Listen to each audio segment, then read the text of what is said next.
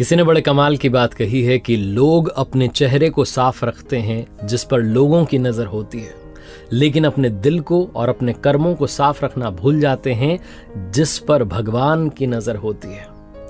नमस्ते दोस्तों, मैं हूं आरजे कार्तिक। एक बड़ी छोटी सी कहानी सुनाता हूं। जिन्होंने कहानी लिखी है वो लिखते हैं कि एक दिन मेरे घर की डोरबेल बजी। मैं दौड़ा भागा दरवाजा खोलने के लिए, तो बाहर जाकर के देखा कि एक आकर्षक व्यक्तित्व वाले बड़े अट्रैक्टिव से दिख रहे थे एक व्यक्ति खड़े हुए थे। मैंने उनसे पूछा, हाँ जी भाई साहब बताइए क्या काम है। तो उन्होंने मुझसे कहा कि अच्छा, मतलब आज मैं खुद चल करके तेरे दरवाजे पर आया तो तू मुझे पहचानने से मना कर रहा है। मैंने कहा मतलब मैं समझा नहीं, आप कौन है? तो उन्होंने कहा कि मैं वो हूं जिसने तुझे साहब बनाया है। ये तुम्हारे पास में आज गाड़ी है, बंगला है, परिवार में सुख शांति, सब मेरी वजह से। मैंने कहा मतलब भगवान है क्या अब? तो उन भाई साहब ने कहा, हाँ मैं भगवान हूं। तू कहता था ना नजर में रहते हो लेकिन नजर नहीं आते, तो आज मैं नजर आ गया हूं। आज पूरे दिन तुम मुझे देख सकते हो, सिर्फ तुम ही देख सकते हो, कोई और देख नहीं पाएगा। मैं पूरे दिन तुम्हारे साथ रहूंगा। मैंने कहा है सच में?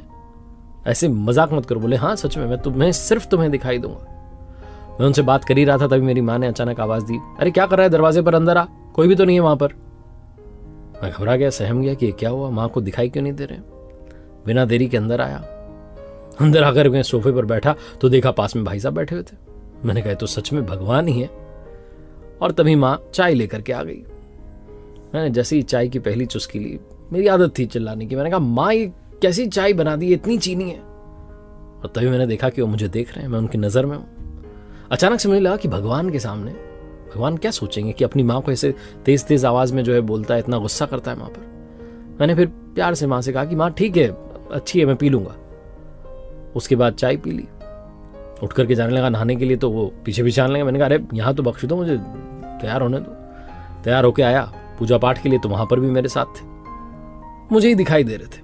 मैंने बड़े मन से आराधना पूजा की। मैंने कहा आज तो भगवान जो है साथ ही हैं, ईमानदारी से पूजा की। उसके बाद बाहर निकला, कार में बैठा तो देखा पास वाली सीट पर भाई साहब बैठे हुए, वही भगवान जी। मैंने कहा आज तो कमाल ही हो रहा। थोड़े से हम आगे चले ही थे कि मुझे कॉल आया। मेरी तो आदत थी गाड़ी चलाते चलाते कॉल रिसीव करने की। कॉल रिसीव करने वाला था, मुझे लगा कि डांट देंगे कि क्या कर रहे हो। गाड़ी को मैंने साइड में रोका, नियम कायदे फॉलो किए, फिर बात की। सामने से कोई डील के लिए कॉल आया हुआ था और मेरी तो आदत थी कि भाई ऊपर का कुछ ले ही लेते हैं। मैं पूछने वाला था भाई ऊपर का क्या रहेगा, कितना % अपना। तभी मुझे लगा कि मैं उनकी नज़र में हूँ। मैंने ये नहीं बोला, मैंने बोला ठीक है काम हो जाएगा आपका, आप आ जाना ऑफिस में, मिल लेना मुझसे। वैसे ही कोई बात ही नहीं की। ऑफिस में पहुंचा तो स्टाफ से कई बार बदतमीजी कर लेता था, गुस्सा करता था, कई बार बोलते बोलते गाली निकल जाती थी, कंट्रोल नहीं रहता था अपनी जीभ पर। लेकिन उस दिन तो क्योंकि उनकी नज़र में था तो मैंने ऐसा कुछ किया ही नहीं।